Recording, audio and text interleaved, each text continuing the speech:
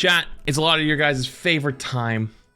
We are going to be doing some Overwatch TikTok reacts sent in by you guys as always. I have a Discord channel in my Discord called Overwatch TikToks. So if you see some cool Overwatch TikToks that you liked, thought were funny, thought were stupid, and you want me to see them, this content is completely funded and supplied by you. So without you, it wouldn't be possible. So without any more needing to be said, let's get it going. It is safe to say at this point that Freaks is a gang of revolutionaries in Europe, including Scotland. And we can presume that the new tank hero is going to be part of that gang. The biggest question I personally had was, why are these European guys raiding Oasis? Well, one theory I've been seeing going around, that I kind of like, is that these guys are former experiments of Moira. Is that true or is it speculation? Because that's cool. I used to have a lab on Oasis. They really liked her. They even made her the Minister of Genetics. Good choice. So that kind of connects. And then there's the Black Orb. Wait, is the speculation for now, is the Moira part real? Like being head of genetics in Oasis? Is that true? Once you left the cinematic universe, I wasn't reading the books. So that part is true. Okay. A lot of you pointed out in my comments that that might be ferrofluid. But what if it's not? What if it's part of the experiment? Something they found somewhere and that Moira studied and used to augment some of her experiments, like Reaper and all of these guys in Freaks. So Omnicpost is the GOAT. I've seen a good amount of their stuff. People always recommend their videos to me. They escaped, they formed the gang, and now they're back to claim that black goo for themselves. And the new hero, let's call him Freak for now, is their leader. Maybe. Most likely. But it's actually cool. I like when people do stuff like this because this is like my blind spot to Overwatch. Like I am pretty in touch with like most stuff, like whether you agree with it, disagree with it, I kind of like have a good idea what's going on or how people feel. But like this kind of area, like once you go into like the books and like super niche lore, it's just like, I see nothing, right? I appreciate when people make easy, digestible content like this. That being said though, it's a cool little teaser, but I've already been asked a billion times, like, are you excited for the new tank? No, I'm not. Not even a little. And they're like, why? I go, how do I get excited for something I've never seen? Like, all I saw was some graffiti on the wall, you know what I mean? I haven't seen anything else. I know, like, if you get excited, that's totally fine for you. I can't get excited for something I know nothing about. You know what I mean? Like, I've known that there's gonna be a new tank this season for a long time because they do tank DPS support, tank DPS support, tank DPS support. Right, so it's like it happens. It's happened like that since the launch of the game. You know what I mean? So it's like, kind of hard to get excited about something like that for at least me. But anyways, though, I love these types of videos. They're always cool. I get a lot of comments on my Anna Heart videos saying, actually, Anna is married.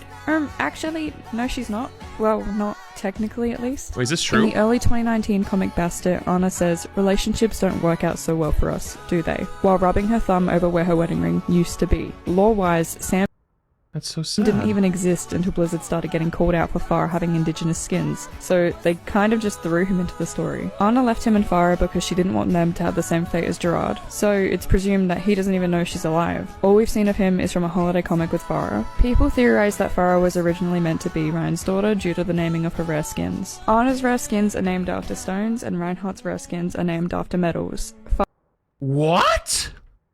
Farah's rare skins have 2 metals and 2 stones. So, the presumed story is that Anna and Ryan were young lovers. This is confirmed by their voice lines. Reinhardt wasn't ready to settle down due to his playful nature seen in his cinematic, and then Anna met Sam, fell in love, and had Farah, and then f***ed right off. Now, post-fall, Reinhardt and Anna rekindled their love while reminiscing on their past relationship.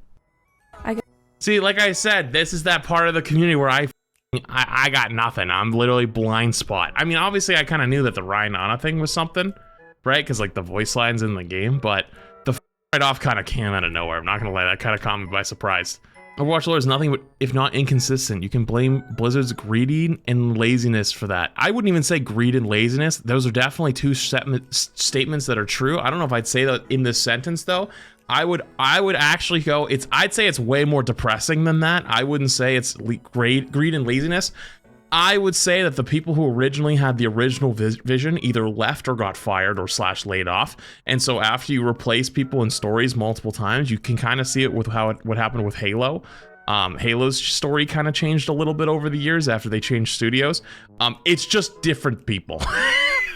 which I don't think it makes it any better for you, but that's the first thing I think of. Blizzard have got to be f***ing trolling. Oh no, hang on, I gotta read the description. Oh, okay, there's nothing there. This is gonna be great. This is gonna be so good. I can tell. Have got to be trolling. Season 13 of Overwatch is going to contain 4 Kiriko skins, 3 Mercy skins, a 3rd DPS mythic skin in a row, scrapped PvE content that was supposed. The PvE slash. It's not actually scrap PvE. I mean, I guess it is. The talent trees. That game mode is actually really good. I am not letting slander on that. What sucks about it is there's only 3 tanks, and it's Orisa and D.Va and Rein. And Rein is fun.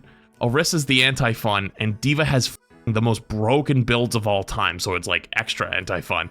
Kiri has like legitimate ICBM nuclear missiles she can shoot, and can shoot 3 of them at once. So it's not really a very balanced game where not every character has stuff. I'll give you, that's a valid criticism. Other than that, it's cool. Supposed to come with Overwatch 2's launch, remastered Junkenstein game mode, by the way, and once again adding content that should have been added on launch. I genuinely feel like okay, I'm gonna let him cook because I actually agree with most of this, but like there's something I need to just get off my fucking chest.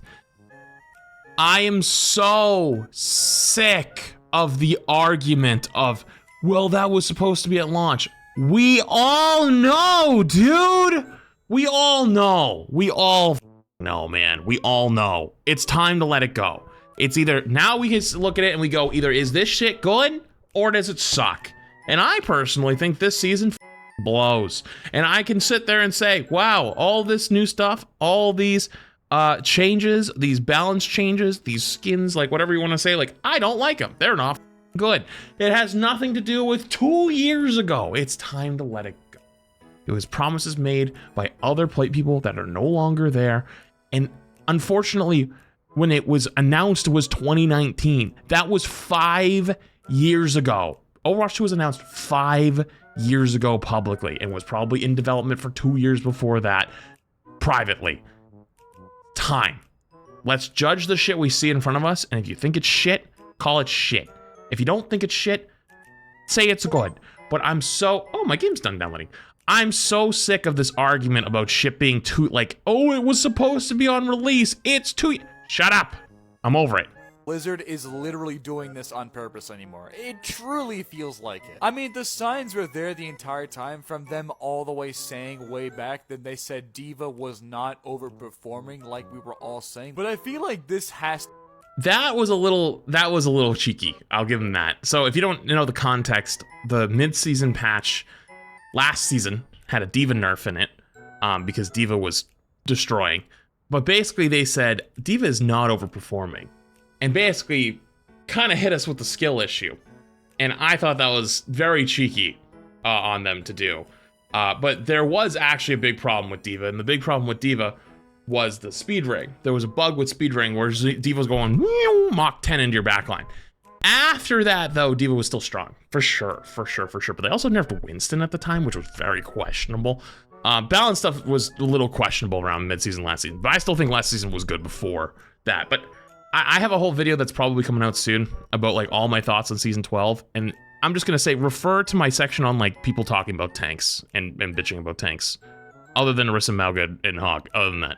To be like an actual troll. Like there's literally no way. Let me go ahead and use this as like a format, okay? I need y'all to understand. The last time Mei got a skin was that hippie skin that she got. I'm like 90% sure that was like 5 seasons ago. Ramattra has had nothing new anytime soon. Yep. Baptiste hasn't gotten anything anytime soon. Zarya has... I'm gonna again say refer to my video that that's probably gonna be out by the time we look at this, or you see this eventually, about skins and about how you could do recolors in a more ethical way. I think they absolutely could give more skins to more other characters, and they should, but we all know the moneymakers. Anytime soon. Oh, it goes out tomorrow? Okay, so it goes out tomorrow.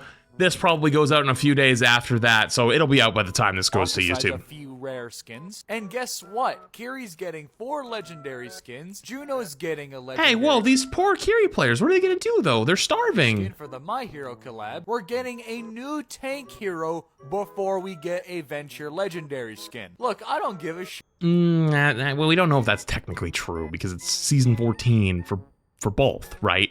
So not totally.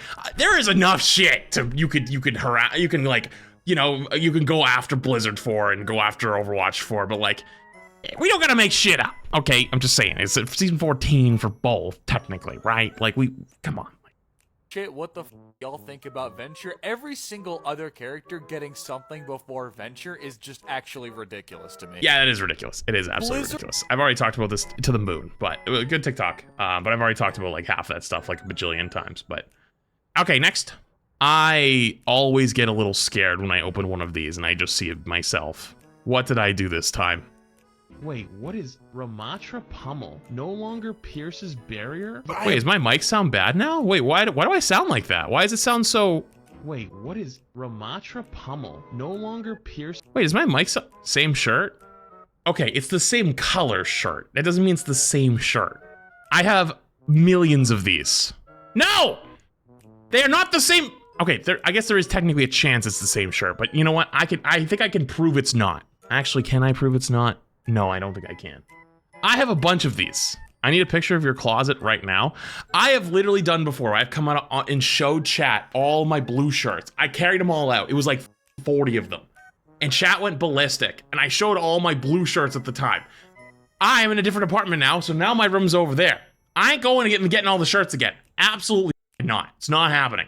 Okay, I always get scared when I see myself, though. Okay, what's up? Barrier? I have never seen a character get more disrespected than Ramattra in this game. What's the whole selling point of Ramattra to be a brawler to go through shields? Because the whole point of this character is to make them put that damn shield down. He is marketed as you better swing on me. You better swing on me. Because if you're not going to swing on me, you about to get swung on. It's also premium. Love this energy. He's also marketed as this supreme air support counter, which he's really not. Saying his pummel can aggress. Oh, they tagged me too. I didn't see this. Oh, then again, I don't really never see TikTok notifications, but shields anymore is actually insane because now they're just. Yeah, fun fact. If you guys didn't know this, crap runs my TikTok. Gonna pick shields and absolutely run ham on him. They at least gave him more damage to the shield. That's not an improvement. He can already punch past it. Because what's going to happen? They're going to pick a shield tank, any shield tank, mind you, and then just hide behind the shield and heal up to max capacity while he's still trying to beat it down. Then they're going to roll his ass because there's no need to be scared of him anymore. Blizzard, please just give me more reasons to leave this for Marvel Rivals. So, couple things.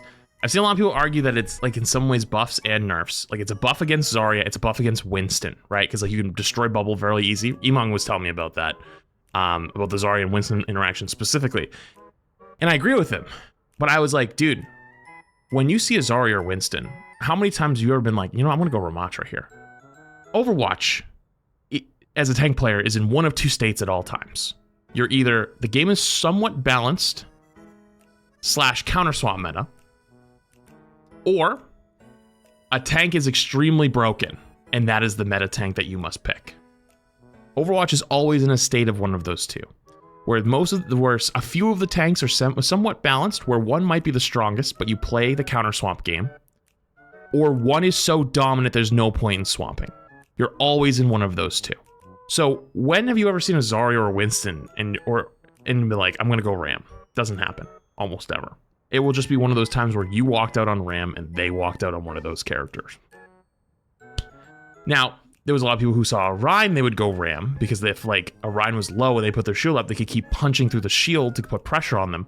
Or what I would argue, which was even stronger, was Brig. If they had a Brig and they were frontlining a lot, you could absolutely punish the shit out of a Brig. Because it went from like 4 kit punches to kill a Brig to 6 punches to kill a Brig. So that's a big difference. I'd argue that that's the biggest change at all. But Ram players really do kind of get the shit out of the stick, huh? They got one good season in season 2 with the super broken block meta, and then after that it was kind of over.